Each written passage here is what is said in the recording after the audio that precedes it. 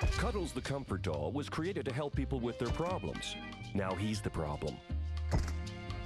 Buttons the Bear lost a lucrative corporate sponsorship for reasons of moral turpitude. Bill the Ventriloquist Dummy has had 58 partners die in unlikely accidents. Rocko the Dog was a sidekick in a children's TV show until one day he snapped. Prison didn't help, and now in one last desperate stab at rehabilitation, they've been placed in a halfway house. A home for puppets who kill. Now, therapy time is a good time to express our feelings about the little things that bother us about each other. Cuddles, you can start. Okay. Rocko, I don't like the way you use the salad fork instead of a real fork when you're eating. There. You see how simple that is? Rocko? Yeah, Cuddles. I don't like how your head's attached to your neck when it should be spilling blood and guts while I dance on your corpse. But, you know, you don't see me complaining.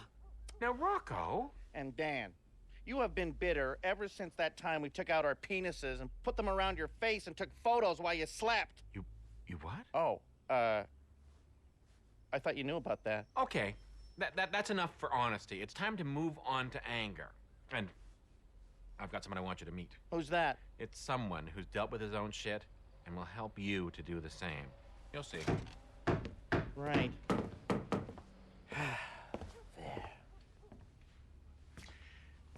But why are you wearing a white coat? No time to explain. And why is there a medical diploma on the wall? Just go along with it, Dan. Go along with what? I can't talk now. They're coming any second. Who's coming? Cindy, the girl I'm dating. Go along with it, Kay. Just don't fuck me up.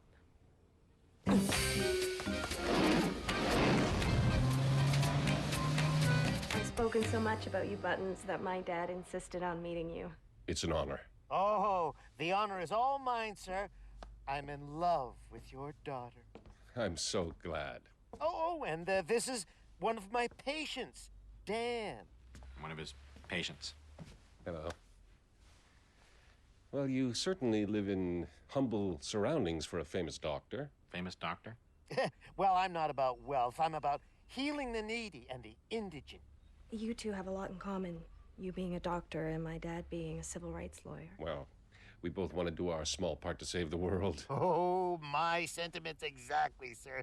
Why, take Dan here. Chronic masturbation had left him numb from the waist down, but I healed him. Such a sad case. How noble. He was so grateful that I've kept him on as a kind of grossly misshapen manservant. How does it feel, Mr. Barlow, to be in the presence of greatness? Well, actually. Now, Dan, stop boring the people with your stories or I'll spank your little ass. Well, we don't want to keep you from your good work. Oh, Dan, manservant, our guests need to be shown the door. Well, somebody certainly needs to be shown the door. See you soon, my love. Bye-bye. Bye. Bye-bye. What the fuck was that? What? You told me you're a doctor? Well, it started out innocently enough.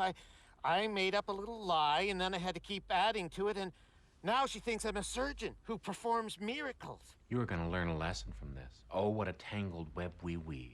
I know, it's insane, but I tell you, Dan, normal sex is great. Sex as a famous doctor is incredible. I can't wait till this comes back to bite you on the ass. Whatever. Guys, you need a role model in your life, and I've found one. This is Gus the Arsonist. Ah. Hello. An arsonist. I'm a former arsonist. I haven't engaged in that activity for quite some time now. Aww. No, I face my demons. I am a screw-up. I used to torch buildings for kicks. I fucked up. Just the way you guys fucked up. But I'm here to show you that you can turn your life around. But it all starts with you. What an inspiration. So, arson boy, torch boy. What's the big secret? Fill us in, huh? Now, Rocko, I'm sorry. No, it's okay. Nothing throws me. Nothing bothers me anymore.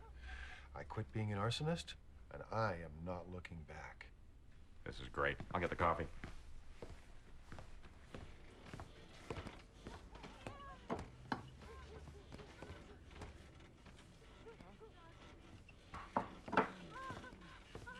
Doctor. Oh, speak, doctor. This procedure isn't covered by your current medical plan. I'm going to have to extra bill.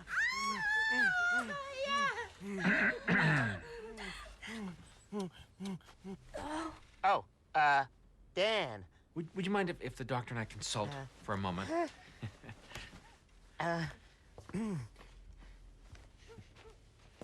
What's going on here? She had to have me right away, Dan. She dropped the old geezer off and came right back. On my bed. Yeah. You're disgusting. Oh, come on, Dan. A doctor has to have the best room in the house. Have you no decency? Say, I wonder how far I can take this. Do you think if I told her I invented penicillin, she'll do some girl for me? When you're finished, could you sterilize these sheets, doctor? Cookie or Danish? Oh, no sweets for me. No, that's back in my arson days. Yeah. Too much sugar. I'd get upset about something, and then I'd start binge eating on donuts, and the next thing you know, I'd be torching a building. Coffee? Oh, yes, please. Oh. So, what's it like burning a building down, huh? Oh, it's amazing. What a rush. The warm glow of a flaming building, the colors. But those days are behind you now. Cream or milk? Milk, please. The incredible feeling of oneness when you're watching a tenement go up. The sirens, the pretending that you're an innocent bystander. Oh! Yeah, but tell them how you turned your life around, Gus. Oh, that's simple. I took up painting as a way of channeling my destructive impulses. Isn't that interesting, huh, guys? Maybe you guys would like to see some of my work. Yeah, sure, why not, huh? That's a funny gag. Boy, Gus has a bit of a sense of humor, doesn't he? Okay. All right, show us the real paintings. Come on. What, am I missing something here? No, it's okay. You tell me what you really think. I can take it. Well, funnily enough, Dan was just teaching us honesty therapy. I think your work sucks. Worst I've ever seen. Maybe you should go back to arson. Yeah, the words talentless fuck comes to mind. You know, I didn't come here to be treated like shit. Do you know what? What? Fuck you! Oh. That's it. I am out of here. No. Look, the guys were just kidding. Where weren't you guys? Torch boy's all upset. Oh, boo-hoo. You are the biggest assholes I have ever met. Please don't leave. Oh, don't worry. You have not seen the last of me. I'll see you later, Vincent Van Gogh. No, Gus. Trade Your Mama in. Trade Your Mama in? Yeah, it just came out. It's a reality Are you show. guys out of your fucking minds? What? Driving Gus away in tears. He's an arsonist. Yeah, so? He needs to lighten up. If he could lighten up, he wouldn't be an arsonist in the first place. Sorry, I forgot my satchel. Oh, Gus, I just want to say that if we said or did anything to offend you, I apologize. No, it's okay. You invited me over here, and you used me for sport. No props. No, I want you to know that these boys are going to be severely reprimanded. Look, I know the score. I'm always the butt of all the arson jokes, right? Hey, Gus, you got a light? Hey, what's your favorite song, Gus? You Light Up My Life? It's okay. I can take a joke. I hope you can, too. Bye. Whew. I think I handled that pretty well. What? I used calming words to bring him back, make him realize everything's going to be okay. Hey, Mr. Problem Solver. Hey, did you notice that he was eating a fucking donut? Yeah, so? Well, didn't he say that he liked to binge eat before he torches buildings? Yes, I do recall him saying that. But come on, it's a single donut. People eat donuts every day. You don't see them torching buildings. He's getting ready to torch again. I know it. Will you relax? If sugar had that effect on people, the whole city would be in flames. Good evening. A home was burned to the ground tonight in the Broadview Queen area. Police are quite certain this is arson. Son of a bitch. Sure, he'll cool down, huh, Dan? Psychologists tell us whoever did this has done this before. A well-experienced hand, someone who lashes out in anger, easily upset. This guy's fucking with Further me. in the news, So a house burnt down on the next block. It's not necessarily him. Of course it's him. Remember he said, hope you have a sense of humor? Yeah, so? Well, Dan's right. I mean, this guy's doing everything except writing, "Fuck you, Dan," on the side of the building. No, if he's trying to threaten me, it's not gonna work. What are you gonna do? Oh, I'll tell you what I'm gonna do. I'm gonna blow the whistle on this nut bar. I'm a famous doctor. I'm a famous doctor. Yes. Doctor. Oh my God. That was incredible. Oh, to feel your hands all over me. Those hands that heal people daily. Yeah, I have a full schedule of saving lives this week. That's so beautiful. Why, I recall one time in Vietnam, I healed hundreds with just a needle and thread. Mortar shells exploding all around me, but I didn't care. Hearing you talk this way inspires me. Oh, if only you could see me work, you'd love me even more. How about tomorrow? Huh? I'll come see an operation. Oh, you mustn't. It's a closed theater. Well, you're the head doctor. Well, you can set things up. Pull the view string. well, yeah. Then it's settled. I won't take no for an answer. I'm coming to see you operate.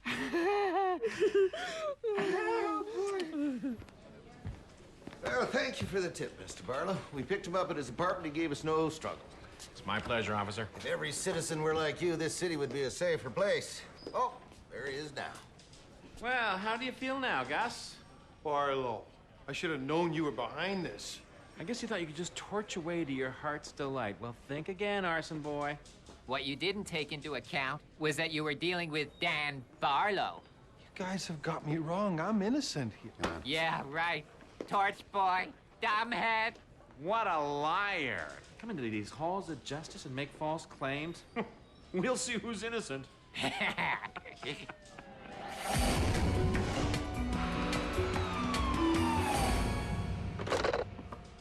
Turns out he's innocent, Mr. Barlow. It's impossible. Did you check into it? Yes, we did. Oh, I suppose he had some kind of alibi. Yes, he did. It was a pretty good one, too. What kind of lame excuse was it? Oh, he was up with his sick mom. No, actually, he was addressing the police department's annual dinner. What? Yes. Stirring speech about how he'd given up arson. And then he showed some of his artwork. Beautiful stuff. Police department actually bought one. It's hanging right there. Well, I've got to get going. Not so fast, Mr. Barlow. You see, you wasted a lot of our time. We're going to have to charge you. What am I gonna do? She wants to come and see an operation. So give her an operation, put on a show. I'm not a doctor. That hasn't stopped anyone. What are you saying? Well, just piece of cake. You know, you hire some guy to be a patient. Yeah. You put on a fake operation. Yeah. She leaves impressed. No one gets hurt. Yeah, she thinks you're a surgeon. Wait a sec. That's brilliant. Oh, but we need an operating room. Yeah, leave it to me. I'll make a few calls. Don't worry about it. You'll impress her, pal. Yeah. Well, that was a funny turn of events. Shut up. Who would have thought you'd end up fucking yourself? I know. I was there. You thought you were nailing him to the wall, and you end up getting fined $300 for being a nuisance to society. Will you just put a lid on it? I like how the whole police station erupted into laughter when the cop charged you. Just drop it. Could I have another one? Gus, funny running into you here. Hello, Barlow. You know, the police told me that you were innocent, and that was a pretty funny misunderstanding. Yeah, that was hilarious. Well, you can imagine how it would happen, right? I mean, you were pissed off and eating a donut. We tried to talk Dan out of turning you in, but he said, no, let's take the fucker down. Huh. You know, my mother saw that on the news. Right. Yeah, my 75-year-old mother saw me in handcuffs being dragged into the station because of your erroneous accusation. It's terribly unfortunate. Look, why don't I buy you a beer? But, you know, now that my reputation's ruined, I have nothing to lose. Resentment's a terrible thing. If you report me again, nobody will believe you. So I realized You know, if I burned your house down now, I'd probably get away with it, right?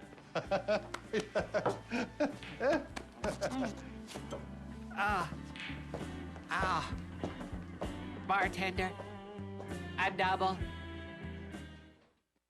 Oh, now you tell me. Well, Mr. Barlow, the boy who cried wolf, what is it this time? Officer, just the person I wanted to see. That arsonist guy. Uh-huh. He's at it again. Last night, right after we talked, he threatened to burn my house down. Right. So you have to arrest him. Well, we're sick of your stories, Mr. Barlow. No, Cuddles was there too. He heard. Tell him what you heard, Cuddles. Right, what I heard.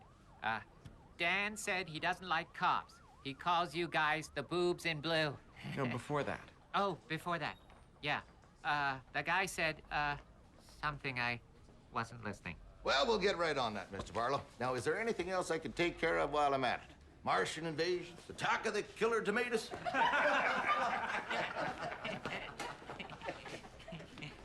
What are you laughing at? Yet another arson strike in the city, this one right in the heart of the downtown core. City councilors are shocked at the audacity and sheer nerve of this criminal. Wow, Dan. Another building goes up in the neighborhood. Thank you, Rocco. I have ears. He's practicing for when he torches our place. What are you gonna do about it? What can I do?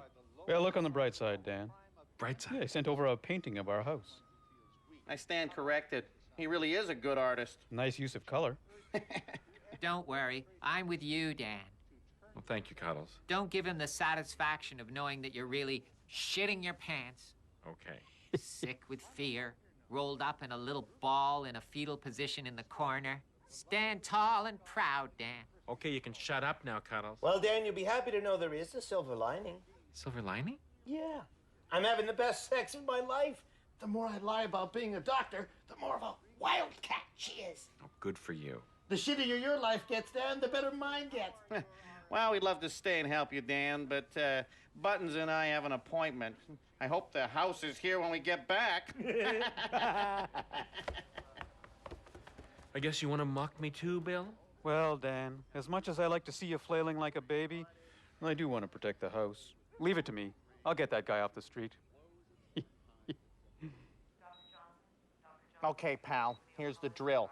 You lie down, be a patient for an hour. We pretend to remove your heart. You make $50. Uh-huh. Oh, and take the cigarette out of your mouth. Try to get a bit of an illusion going here, huh? Okay, whoa, let's back up a bit here. Did you say $50? Yeah, I think I did. Yeah, make it 100. Look, pal, we agreed on 50. Yeah, we did, but you need a guy to be a patient, and I don't see anyone else around here, so I think you'll be happy making it 100 unless I miss my guess. What do you think you're dealing with, you punk? I'm dealing with a guy who needs a patient, so how about it? How about you get your extortion ass out of here, huh? Okay, make it 70. 60. 65. No, get out. Oh, Rocco, it's just $5 difference. Want to get held up for $5 from this two-bit punk? Screw you, it's a principle thing. Now get your thieving ass out of here. Go on, get out of here. No, screw you. No, screw you. No, screw you. No, screw you. No. Oh, great. Now what are we gonna do? She's coming in 15 minutes. Man, leave it to me. I'm gonna go find you a patient. No problem.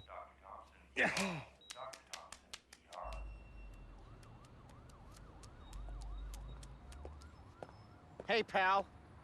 Hi there. Hey, listen, how'd you like to make $50 while I pretend to remove your heart? $50 to pretend to remove my heart? Are you insane? Okay, Mr. Questions. Make it 40 for talking back. How about it, huh? Look, I'm just waiting for my daughter. Thank you. So could you please go away? Okay, you know what? I asked you nicely. Now we do it my way.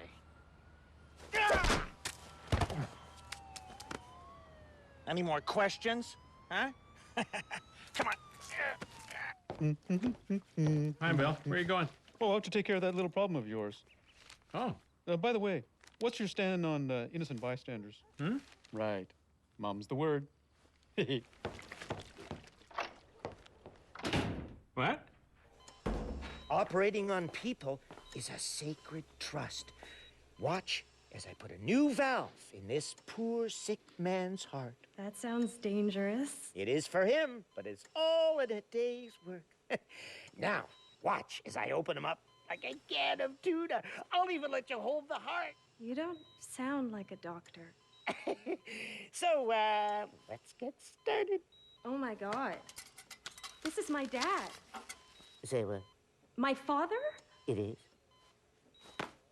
Oh, It is. Didn't you know he was sick? He was supposed to meet me here. How could he wind up on this table? He didn't want you to know he was ill. He didn't want to worry you. What have you done with him? A monster!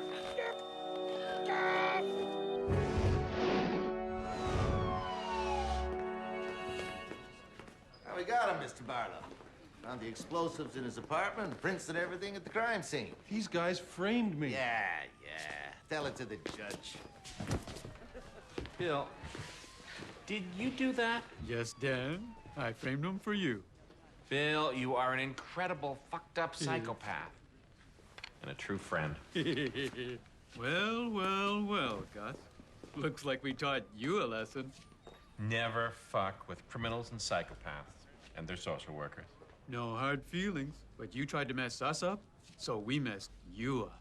Well, you got me. But by the way, good luck finding the incendiary device in your car. The what? Yeah, you spent so much time protecting your house, left your car wide open. Have a nice life, asshole. He's bluffing, Dan. I spent a lifetime studying humankind, and those are the eyes of a liar. Or it could be just astigmatism. Many lines. Bill gave me a dime bag. That's nice. Ow! I don't think I'm drinking enough. Got him.